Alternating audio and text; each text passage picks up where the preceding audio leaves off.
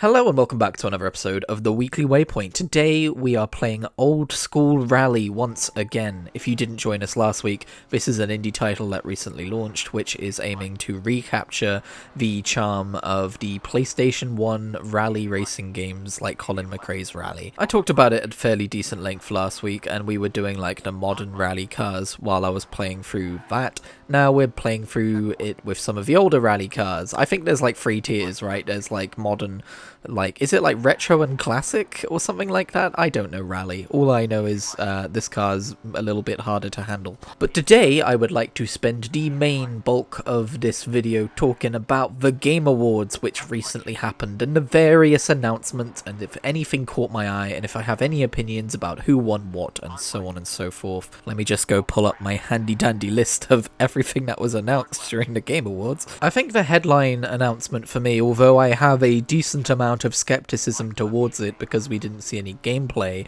is Fate of the Old Republic, the new Star Wars game, which is kind of a spiritual successor to the Knights of the Old Republic series. Now that I stop to think about it, I guess from the outside I have a weird history with Knights of the Old Republic because I've never played those games, or I've tried, I've never gotten into them, but I do know about the story in them. I've watched all of the cutscenes, and I've played a decent bit of Star Wars The Old Republic, the MMO, and I'm very, very fond of that era of Star Wars. And to be honest, I've kind of been burned by it a bit because I was very excited when they announced that they were remaking Knights of the Old Republic, because I was like, great, the reason I haven't been able to get into that game properly is because, you know, it's aged a bit and I would prefer to play something a little bit more modern. I think it would be easier for me to really get my hands on and around. Don't know why I said it like that. And by the way, I might still try again at some point in the future, but this is just previous attempts I've bounced off pretty quickly. But then, if I remember right, I mean, I wasn't following this too closely, so forgive me if I'm wrong, but didn't that get cancelled? It was being made by a Spear, I think, and it got cancelled. And there was a lot of hype around it to begin with, and then, you know, it died, and I was like, oh, okay. That is like the one remake slash reimagining I would have been super on board for, and it's not happening anymore, so that's a shame. But now we're doing Fate of the Old Republic by the same game director who made the original Knights of the Old Republic games and the Mass Effect series, one Corey Hudson, and that is very exciting indeed, because it seems like he hasn't really had all that much impact in a game since Mass Effect 3, so yeah, hopefully he's still got the magic, and that would be cool to see if that turns out well. Of course, Star Wars game announcements in general have been very hit or miss in terms of whether they actually end up existing or not. So in terms of the actual hype factor, I'm still quite tepid. I would be very excited to see this game if it released, but currently dubious. One of the other major announcements at the Game Awards this year was Larian Studios going back to the Divinity series with well, they're just calling it Divinity now. And I own Divinity Original Sin 1 and 2, and I've got a little bit of game time in each one of those, but I've still yet to really get into that series myself. I've never left Fort Joy, for example. But it's exciting to see them continuing their Divinity series after their success with Baldur's Gate 3. Also, that trailer is, if you did not see it, very, very grimdark and very, you know, edgy and gory, and let's just say R-rated. It looks like they saw the Diablo 4 trailer and were like, we can top that. Now that is honestly not what I was expecting from Larian Studios or from a Divinity title. Maybe I just haven't got far enough through them, but I've never seen them as like these grimdark gore fests. I guess if I'm thinking about Baldur's Gate 3 and like the kind of like relationships you could have in that game and the way they were portrayed, I shouldn't necessarily be surprised that it's explicit, but as far as like tone goes, yeah, it took me by surprise. Speaking of Diablo, I think they fully lost me with Diablo 4 because they announced the next Diablo 4 expansion, Lord of Hatred, and on paper it is everything I could have asked for from a Diablo 4 expansion. We're getting Paladin, and it's not just one but 2 new classes. Paladin is available now if you pre-order the game, which, I don't know, I'm starting to think that part of Blizzard's marketing strategy nowadays is taking a feature that they're working on and then releasing it and calling it part of their next big DLC that you can get early by pre-ordering, because it's the same thing with WoW housing. Maybe that's a bit of a cynical take, but like If they're making 2 classes for Lord of Hatred, then yeah, that's interesting. But yeah, the location that you're going to in Lord of Hatred looks really interesting as well. It looks almost like Grecian. And as someone who's very excited about Titan Quest 2, that's, you know, I'm obviously gonna like that. And just everything about this, I should love this. I should be really excited about this, because my main complaint about the previous expansion was that I didn't know why we needed more jungles and swamps, and it didn't seem like it was exploring anything that was particularly exciting or interesting within that universe, as far as, like, my tastes went. But man, I just do not feel really anything towards the new Diablo 4 expansion, because I think I've been burned on Diablo 4 too much. I think I've just realised it's never gonna be, to me, what Diablo 3 is. And I could list off a litany of reasons or ways in which Diablo 4 lost me, but that's almost a video in itself. But honestly, the primary reason right now is just I own it on Steam, and every time there's like the tiniest update for the Steam version of the game, it re-downloads the entire game whilst keeping the original files of the original game, and it's a big game, so I need like 200 gigabytes free at all times just to keep it installed, and it takes forever to re-download, and it fails constantly, and I don't know what's going on with that, but it legitimately stops me from playing the game. So that's the biggest hurdle. But there's plenty of other sins as well. I mean, I was also a little nonplussed by the Mephisto gag that they had before the trailer, because I was like, oh, it's Mephisto, but it's not the Diablo 4 Mephisto, obviously, because he's not weird and comical and silly and talking about influencers, and he doesn't sound like this, and never mind, it's Mephisto from Diablo 4, what the hell? That felt very strange to me. I'm not sure what they were thinking. So yeah, I wouldn't be surprised if I end up playing Lord of Hatred someday, but certainly not at release. It would just be if I happened to get back into Diablo 4 at some point in the future. Also, I'm not gonna lie, I kind of rolled my eyes when I saw the overhauled endgame thing show up in the trailer, because, like, how many times are you gonna have to overhaul that endgame before people are happy with it, Blizzard? Anyway, so far, a lot of these announcements have been games that I have played a little bit of the previous title, and yet I'm still excited about the sequel, because that's who I am, I guess.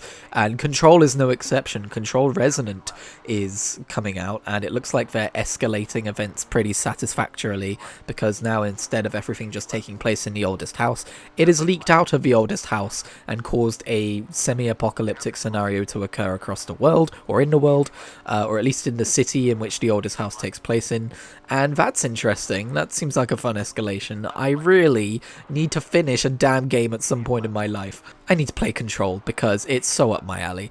My one concern with Control Resonant is I really like the conceit of the entire game, the original game, unfolding within the oldest house inside this facility, which shifts and changes and all that stuff. I don't know how I feel about it leaking out into the main world in terms of gameplay and environment, just because that feels more like a apocalypse story, and I'm not as into apocalypse stories as I am into, like, exploring a weird secret government facility that's got strange stuff going on it vibes. But I'm sure it'll be great. The dude has a hammer now. It looks like it's going to be more of a melee game than a point-and-shoot-a-gun game, which is interesting. We did get another trailer for LEGO Batman Legacy of the Dark Knight, which I previously touted as my most anticipated game of 2025, and it still remains one of those. But it didn't really show too much new or unexpected. I'm just still excited for the game. I've read, like, Edge magazine, I think it was Edge magazine, had like a preview of the game, and they didn't seem too thrilled by it, but then the way they wrote about it also seemed like they didn't necessarily understand what it was going for anyway, so shrug. Like, if I remember right, they wrote some line about how the game wasn't trying to be a representation of the entirety of Batman's story and, like, his quote-unquote legacy, I guess, but, like, that's the entire point of the game, so I really don't know what they were thinking with that one. There's a new Tomb Raider game coming out, and a Tomb Raider remake of the original, which looks pretty fun. I've never played a Tomb Raider game, but I've kind of been considering giving the series a go, and this seems like a good jumping on point. The only problem is it is made by Amazon Studios, and Amazon, as we all know, are stinky. Housemarque are making a game called Saros, which I guess we already knew about, but I didn't know about it, and it looks cool. I am playing through Returnal at the minute and having a great time with it, and suddenly, this is a new studio. It's not a new studio, but it's a studio that I am newly interested in. Also, Fate of the Old Republic, which I keep almost calling Fate of the Jedi, is not the only Star Wars game that got announced. There's also Star Wars Galactic Racer, which I was pretty excited about, but I have seen some people complain that it's not pod racers, it's speeders, and why would they not do more pod racing? So shrug, I think it looks cool. But yeah, I think that's pretty much everything they announced that I have an opinion on, informed or not. As for the awards, I mean, the Clair Obscura Expedition 33 sweep. Again, I've not played the game, but I'm not surprised and I'm not disappointed. I was gonna pick up the game, but, you know, Christmas and funds and stuff, I was like, oh, I should probably hold off for a little while. I got a cheaper game instead, which we will talk about soon. But yeah, I've seen people complaining about the fact that, you know, there wasn't room for anyone else to get awards, but I suppose if you're trying to be as fair and as objective as possible with the subjectivity of appreciating art, you need to give awards to the games which won for their specific categories, no matter what happened in the other awards.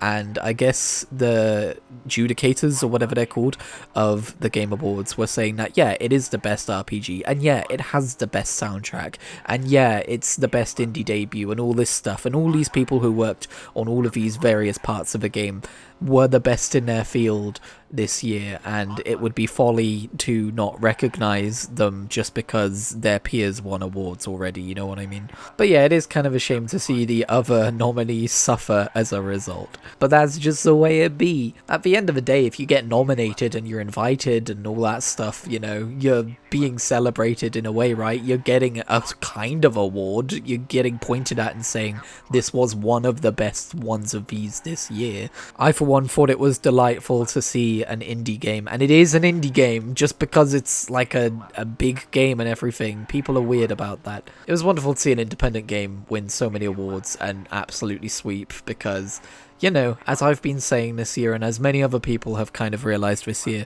AAA gaming ain't necessarily it, fam. But anyway, enough about the Game Awards. What have I been playing this week? Well, I did just hint at a new game acquisition, and that would be Assassin's Creed Mirage. There is currently an Assassin's Creed franchise sale happening on Steam, and while I think it would be a bit unwise for me to pick up Expedition 33 right now, I was able to grab Assassin's Creed Mirage for a very low price.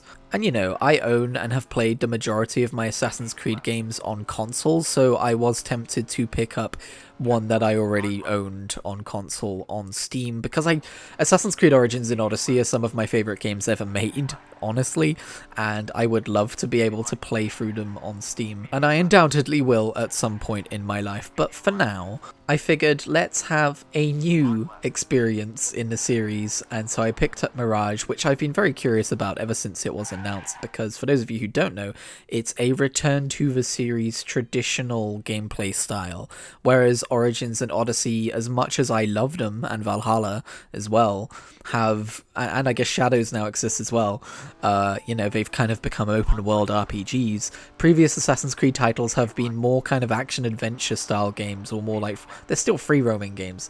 I kind of think of them sometimes as like historical Grand Theft Auto type games. And Assassin's Creed Mirage in many ways feels like it was originally going to be a remake of Assassin's Creed 1, which I can't remember if that's actually still happening or not. That was a rumor or a leak, or maybe it's been announced, I don't know, I haven't been keeping up. But it is its own game, with its own story, set in its own time period and its own location. It's not a remake of Assassin's Creed, but it almost feels like a spiritual remake in a way. It's really weird. Mirage has so much in common with Assassin's Creed 1, and anyone who's played both will probably be nodding as I say that. But at the same time, it has lots of quality of life updates from the more modern games, and it looks real nice, and it plays like a more modern Assassin's Creed game.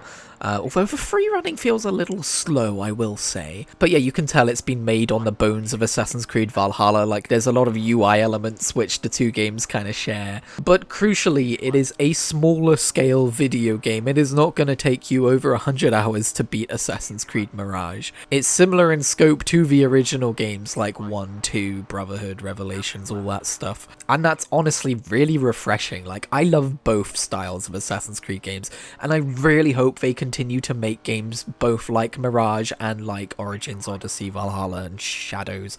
Shadows has received mixed reception. I've not played it, so I hesitate when I say that, but I will try it eventually when it goes cheap enough. I've seen Shadows has done some kind of crossover event with Attack on Titan, though, which seems really stupid and like a betrayal of the game's whole historical setting, and it's a limited time quest thing as well, which is really dumb.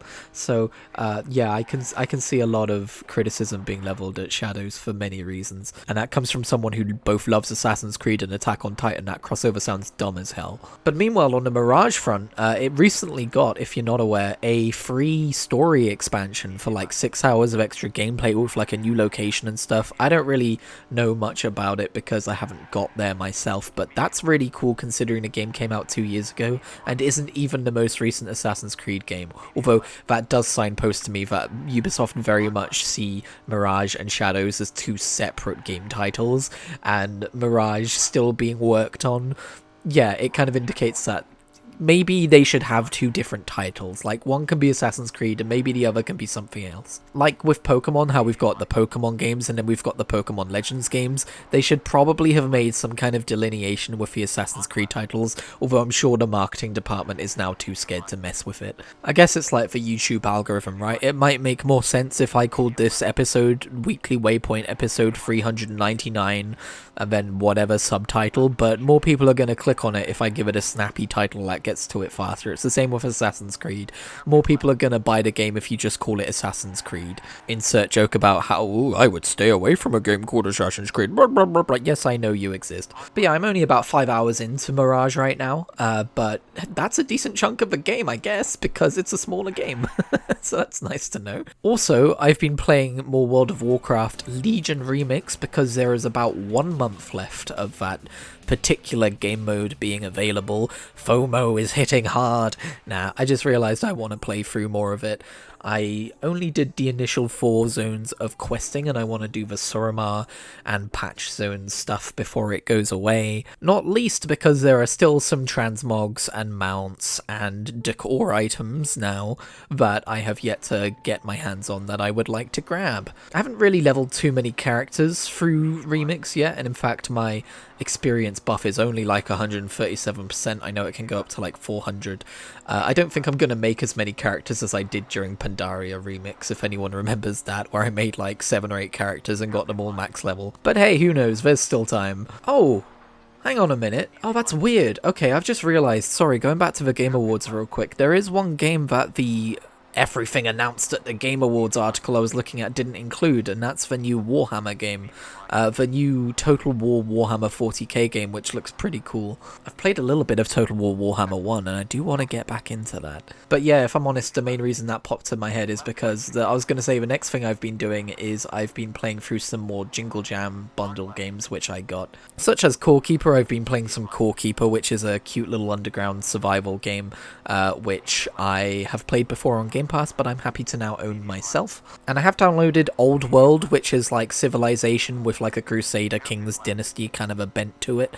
I haven't launched that yet, but that's what made me think of a Warhammer game. I was like, ooh, strategy. I've also been playing For the King, which For the King is not in, or was not in the Jingle Jam bundle this year, but For the King 2 was last year and they were playing it.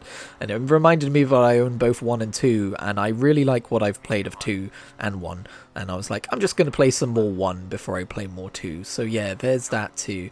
Bit of an ADHD brain this week, as you can tell, but that's kind of what I've been up to. Alongside basically binging CW's The Flash show, which I've been talking about over on my Kritigri Talk Stories channel, and also I've been continuing to read The Death and Return of Superman. But yeah, that about does it. Next week is episode 400 of the Weekly Waypoint. That will mark 400 weeks without a break of making this dumb series which I like doing so much. I honestly have no idea what I'm gonna do for it. I have one idea. I don't know if it would be any good, but I don't know. We don't need to do a big commemorative thing every milestone, do we? Do we?